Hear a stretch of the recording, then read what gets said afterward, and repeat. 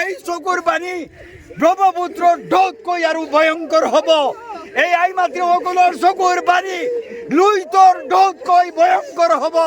এই আই মাতৃসকলৰ চকুৰ পানী এটা সময়ত মনত ৰাখিব, অতলে নাযায়। এই মানুহখিনিক কন্দুৱাব নালাগে। কোনোদিন কোনো আইন শৃঙ্খলার বিরুদ্ধে যাইবেন না, কোনো পুলিশ প্রশাসনের বিরুদ্ধে কিছু কথা বলবেন না। 2 নম্বর হইল হিন্দু মুসলমান দি কথা নাই, আমরা সব মানুষ, আমরা সবাই মিলিয়া থাকবো। গতিকে উচ্ছেদ করছে নিশ্চয় সরকারে, আমরা অনুরোধ জানাইছি সরকারে আজকে না হোক কালকে আবার পুনর্বাসনের ব্যবস্থা করব। কিন্তু আমরা আইন শৃঙ্খলা আমরা ঠিক রাখতে লাগবো, আমরা অন্যায় করতে পারবো না। এতিয়া মই অসমীয়াত ক'ব বিচাৰিছোঁ গোটেই অসমৰ জনসাধাৰণে জানিবৰ কাৰণে, এই মানুহখিনি সন্দেহযুক্ত বাংলাদেশী নহয়, এই মানুহখিনি সন্দেহযুক্ত বাংলাদেশী নহয়। 51ৰ পৰা নহয়, ইয়াৰ আগৰ পৰা ধাৰাবাহিকভাৱে এতিয়ালৈকে ভোটাৰ লিষ্টত নাম আছে। ভাৰত বাংলাদেশ হোৱাৰ আগতে এওঁলোক আছিল, আজিও এওঁলোক এই দেশৰ নাগৰিক, এওঁলোক বাংলাদেশী নহয়, সন্দেহযুক্ত নহয়। নম্বৰ 1, এই মানুহখিনিয়ে কেতিয়াও বেদখল কৰা নাই। পূৰ্বপুৰুষসকলে নদীয়ে ভাঙি লৈ গৈছিল, বানপানীয়ে গৰাখহনীয়া ঘৰ ভাঙি নিয়া মানুহখিনিয়ে পৰিশ্ৰম কৰি হাজিৰা কাম কৰি টকা গোটাই মানুহৰ পৰা মাটি কিনিছিল। এই মাটি কিনি লোৱা মাটিখিনিৰ পৰা তেওঁলোকক আজি উচ্ছেদ কৰা হৈছে। গতিকে মই চৰকাৰক কৈছোঁ, অনুৰোধ কৰিছোঁ, এই মানুহখিনি সন্দেহযুক্ত নাগৰিক নহয়, শ বছৰৰ পৰা ইয়াত আছিল আৰু এতিয়াও আছে। আৰু 2 নম্বৰ, মানুহখিনি বেদখল কৰা নাই।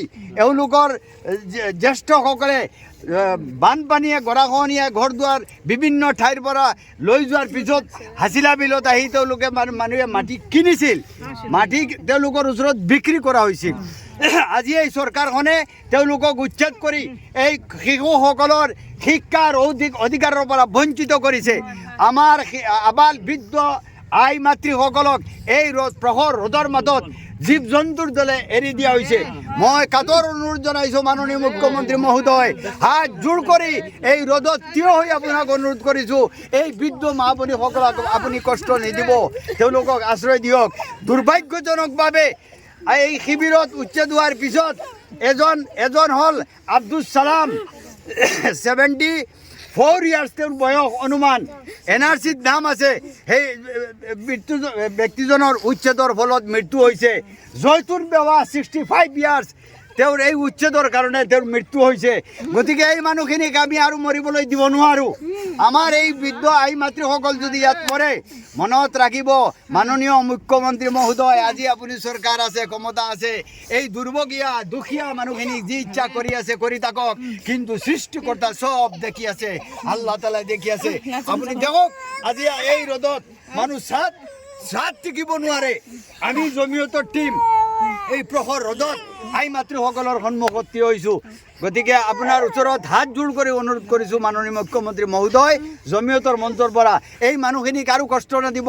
আহক, কোনোবা যদি মানৱ দৰেদি মানুহ আছে, হৃদয়ত অলপ যদি মমতা আছে, আমাৰ এই আই মাতৃসকলৰ চকুৰ পানী চাই যাওক, আমাৰ আই মাতৃসকলৰ চকুৰ পানী চাওক। এই চকুৰ পানী ব্ৰহ্মপুত্ৰৰ ঢৌতকৈ আৰু ভয়ংকৰ হ'ব। এই আই মাতৃসকলৰ চকুৰ পানী লুইতৰ ঢৌতকৈ ভয়ংকৰ হ'ব।